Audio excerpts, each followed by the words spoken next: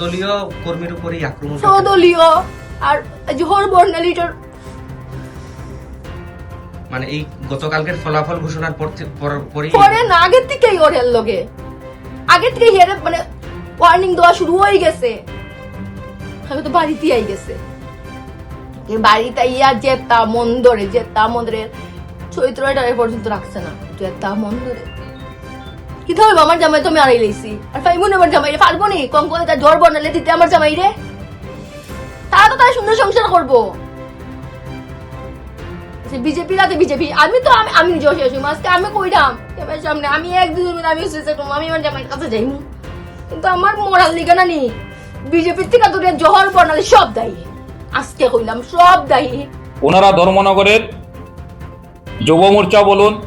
বিজেপির কার্যকর্তা বলুন ওনাদের উত্তক্ত করে যান যাতে ধর্মনগর সহ সমস্ত ত্রিপুরা রাজ্যে এক অশান্তির বাতাবরণ সৃষ্টি হয়। আপনারা লক্ষ্য করেছেন ছোট ভাই রাহুল কিশোরের স্ত্রী নামদাম দিয়ে ধর্মনগর থানায় মামলা করেছে। আমরা রাজ্যের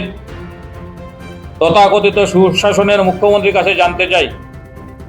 কতদিনের ভিতর কত ঘন্টার ভিতর আসামিদের